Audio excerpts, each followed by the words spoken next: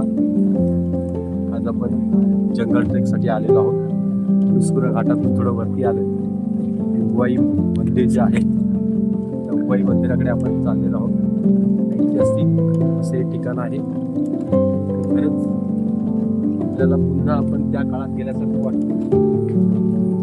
अविस्मरणीय आपण जिकडे पाहाल तिकडे आपल्याला झाडे दिसतील. जंगल, वनसंपदा. ज्या काळामध्ये आपण म्हणत होतो की देवराई नावाचा जो प्रकार आहे तशाच पद्धतीचं आपल्याला देवराई इथे पाहायला मिळत आहे. झुळझुळ वाहणारे झाडे,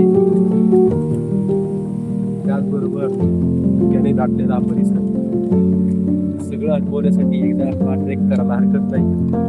आम्ही जवळपास मुख्य रस्त्यापासून 20 मिनिटं चालतोय. निश्चितच चांगला अनुभव आहे. खूप सारे मुंबई त्यासाठी आलेले आहे. आपण कॅमेऱ्यामध्ये पाहिलं लक्षात येईल आपल्याला की हा अनुभव कोकणातच पायवाट ज्याला म्हणतात. आपण पायवाटा कदाचित फक्त पुस्तकात पाहिले असतील, परंतु खरोखर या पायवाटा म्हणजे काय, काट्या कुट्यातून चालणं म्हणजे काय असतं. कोकणातील पावसाळी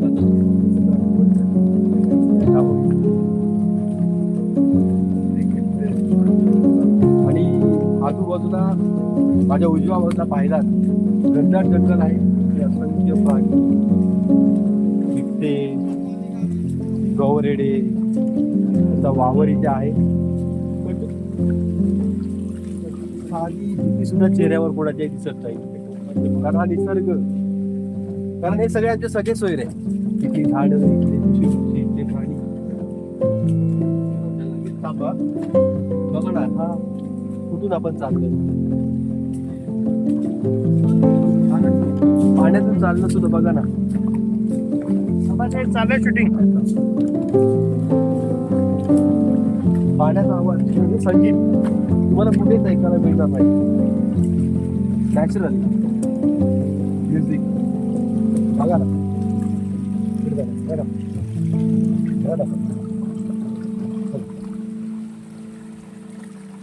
इकडे थोडं पाहिलं हे झाड दाखवा. कित्येक वर्षातून ते झाड असू शकतं. आणि हा परिसर बघा, खरंच निश्चित दुसऱ्या घाटातून वरती आल्यानंतर एंडव मधील हे गाव आहे. उवाई पांडवकालीन मंदिर इथे आहे. आणि बघा, हे निसर्गरम्य वातावरण आहे. वाहणारे झरे, मला फोटोग्राफीसाठी तुम्हाला मोह आवडला तर इतकं सुंदर वातावरण इथे आहे.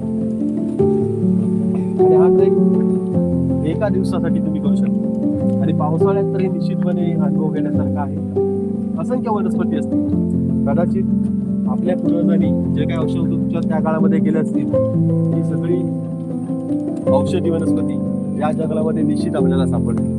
तर आपण जिकडे तिकडे पाहायला लागलो आपल्या लक्षात येईल असंख्य वनस्पती दाट जंगल आहे. आणि आमच्या बरोबर सेवानिवृत्त लोक सुद्धा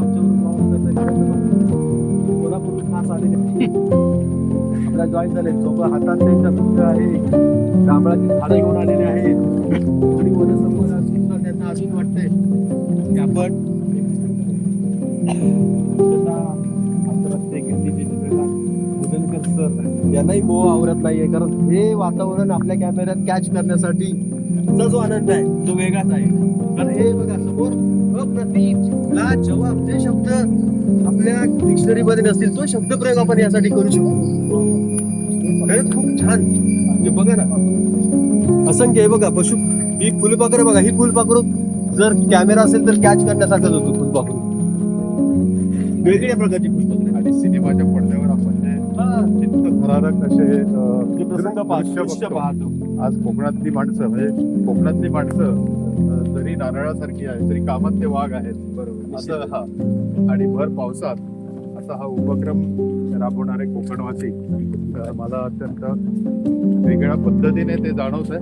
बरोबर. आणि एकत्रीकरण एका शब्दावर सगळे कोकणातले अनेक गावातली मंडळी आली तेव्हा पण मला खरोखरच अप्रूप वाटलं. आणि कोकणातली माणसं नारळाच्या शाळेमध्ये खोबऱ्यासारखी असतात हे जाणवलं. तर भूक पण लागले त्यामुळे नाही पण ह्या परिसरामध्ये तहानभूक विसरतो. विसरायला झाले बघा सर. कारण हे वातावरण म्हणजे मी जरी कोकणातला असलो हो तरी कोकणातला निसर्ग क्षणोक्षणी बदलताना दिसतो. हो हो दुपारच्या वेळी वेगळा दिसतो, संध्याकाळच्या बरोबर. वेळी वेगळा दिसतो. हो. म्हणजे आपण तहानभूक विसरून आपण हा प्रवास करतोय, हा ट्रेक करतोय. आजचं दृश्य आहे ना, सगळे धुक्यात